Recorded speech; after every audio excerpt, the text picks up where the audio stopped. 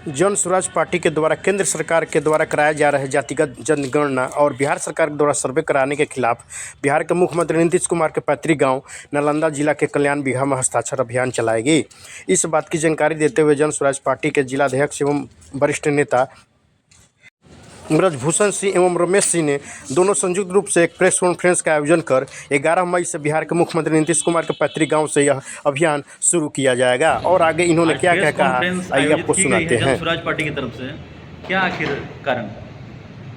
इस press conference का उद्देश्य है कि 11 मई को जन स्वराज पार्टी के प्रणेता सूत्रधार प्रशांत किशोर जी मुख्यमंत्री नीतीश कुमार के गांव से ये हस्ताक्षर अभियान की शुरुआत कर रहे हैं।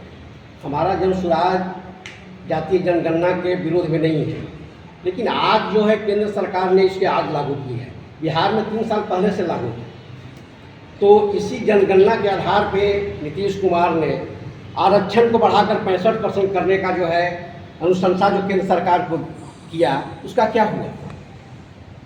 आज जातीय जनगणना के आधार पर उन्होंने जो है गरीब परिवार को 2-2 लाख आर्थिक सहायता देने का अनुशंसा किया, घोषणा किया।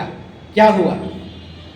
आज 39 लाख लोगों को जो है 1,20,000 घर बनाने के लिए और दलित महादलित को 3 डिसमिल जमीन देने का जो उन्होंने वादा किया, उसका क्या हुआ? ये सब जातीय जनगणना का आंकड़े के आधार पर इन्होंने घोषणा किया है। आज जो है जातीय जनगणना जो कर रहे हैं, इसी आधार पे आज जो है ST के बच्चे हमारे 3% से ज़्यादा, कोई मैट्रिक और इंटर ज़्यादा पास नहीं कर रहा है। अति पिछड़ा जो 5% से भी नीचे जो मैट्रिक और इंटर कर रहा है, कहाँ उसका विकास हो रहा है? अगर जातीय जनगणना के आधार पर अगर बिहार में विकास होता दिखे तो कहा जा सकता है, लेकिन आंकड़ा तो वही को वही है। कहाँ रिपोर्ट ने जारी किया कि हमने ये कर दिया, वो कर दिया? और 3 साल पहले उन्होंने जातीय जनगणना का आंकड़ा जाहिर किया, घोषणा भी किया, सब जो है बक्से में बंद है। हस्ताक्षर अभियान के तहत जन स्वराज पार्टी के आखिर लक्ष्य क्या है? हस्ताक्षर अभियान के तहत जो जन स्वराज का लक्ष्य है कि जनता को जागरूक करना। जातीय आधार पर उन्माद फैलाया जा रहा है, जातीय आधार पर विकास का नहीं हो रहा है, उन्माद फैलाया जा रहा है, राजनीतिक लाभ लेने के प्रयास किया जा रहा है। ये जो हस्ताक्षर अभियान है, ये कब से और कहाँ से शुरू की जाएगी? ये जो है 11 मई से जो है मुख्यमंत्री के गांव जीवन बिगहा कल्याण बिगहा से शुरुआत की जाएगी और पूरे बिहार में जिला, पंचायत, प्रखंड में जो है हस्ताक्षर अभियान चलाया जाएगा, जनता को जागरूक किया जाएगा। प्रेस कॉन्फ्रेंस का विषय है कि हमारे प्रणेता जन स्वराज के 11 मई को नीतीश कुमार के गांव कल्याण बिगहा से जातीय जनगणना एवं भूमि सर्वेक्षण के अनियमितताओं के खिलाफ हस्ताक्षर अभियान की शुरुआत करने जा रहे हैं। इसी के उद्देश्य से हम लोग आज एक प्रेस वार्ता कर रहे हैं कि हम लोग सभी कोई 11 तारीख से अपने अपने गांव में, पंचायतों में, जिला में, प्रखंड में हस्ताक्षर अभियान चला करके हम लोग इस कार्यक्रम को सभी लोगों को जागरूक करने का प्रयास करेंगे कि जो जातीय जनगणना हो रही है उसकी क्या प्राथमिकता है, इसकी जो अनियमितता की जा रही है, सर्वे के जमीन का सर्वे हो रहा है, बिना मतलब के लोगों को जो परेशान किया जा रहा है, क्यों परेशान किया जा रहा है, इसको हम हर जनता तक, हर व्यक्ति तक, हर घर तक पहुंचाने का प्रयास करेंगे। मकसद क्या है? मुख्य मकसद है कि हम लोग जो सर्वे हो रहा है, भूमि सर्वेक्षण जो हो रही है, उसकी उद्देश्य होनी चाहिए कि इससे पब्लिक को असुविधा न होते हुए उनकी कार्यों को सही रूप से किया जाए, न कि उन्हें परेशान किया जाए। सर्वे के नाम पर हमें परेशान किया जा रहा है, ये कागज जाइए, 2 कागज जाए, जबकि स्पष्ट सरकार कहती है कि कोई कागज की जरूरत नहीं है। अगर हम स्वयं लिख के देते हैं कि मेरा ये जमीन है, तो आप जांच कीजिए कि मेरा है कि नहीं। हम कहाँ से लाएंगे कागज?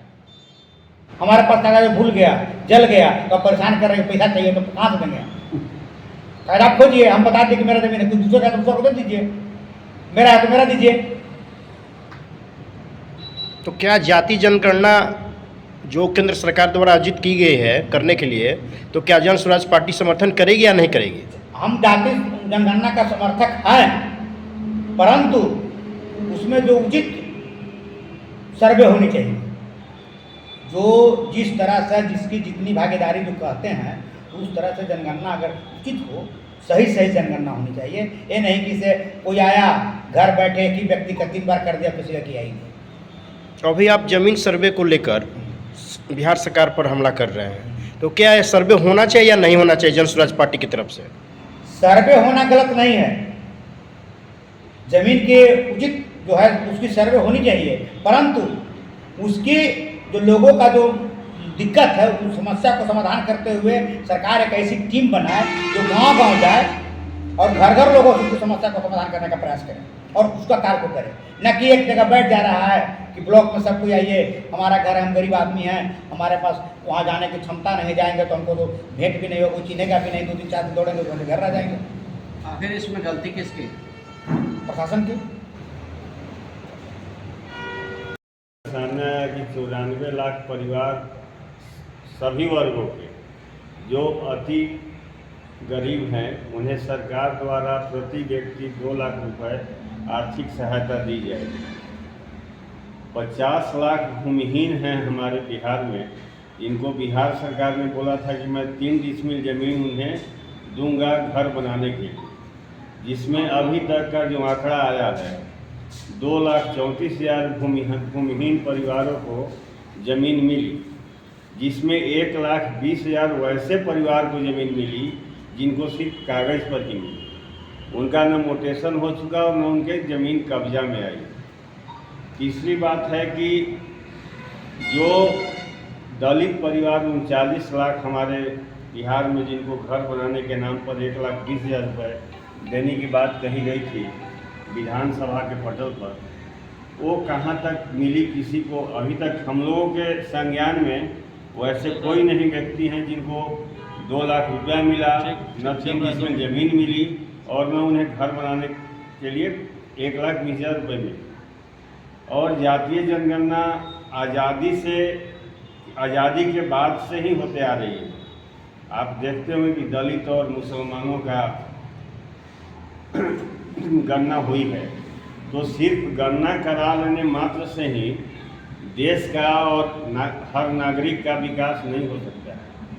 उसके लिए सरकार को सोचना पड़ेगा। ये जातीय जनगणना का जो रिपोर्ट आई है, मैं नहीं समझता हूँ कि सरकार और विपक्ष इसका अध्ययन किया हो। अगर अध्ययन किए हुए होते तो शायद 94 लाख परिवारों को 2 लाख रुपए का आर्थिक सहायता मिल गया होता। इसी अभियान को शुरुआत करने के लिए हमारे नेता मुख्यमंत्री के गांव जो कल्याण बिघा है वहां ये जाकर जानना चाहेंगे कि कम से कम मुख्यमंत्री जी अपने गांव में कितने लोगों को जनगणना के आधार पे आर्थिक मदद और भूमिहीनों को ज़मीन देने का काम किए हैं। इसके अंतर्गत 1 करोड़ व्यक्तियों से हस्ताक्षर अभियान कराकर हम लोग राज्यपाल को सौंपेंगे। अगर सरकार द्वारा इस पर कोई निर्णय नहीं लिया जाती है तो विधानसभा के अंतिम सत्र में विधानसभा का घेराव जन स्वराज पार्टी करेगी। बुजुर्गों से यही करना चाहूँगा कि जो भी आरक्षण की बात करने वाले नेता हैं, जाति पात के नाम पे वोट मांगने वाले नेता हैं, अगर आरक्षण को 100% ही कर दिया जाएगा तो उससे फ़ायदा क्या हो जाएगा? अगर आप शिक्षित नहीं हैं, आपके पास पूंजी नहीं है, तो आप कहाँ से रोजगार और नौकरी कर पाएंगे?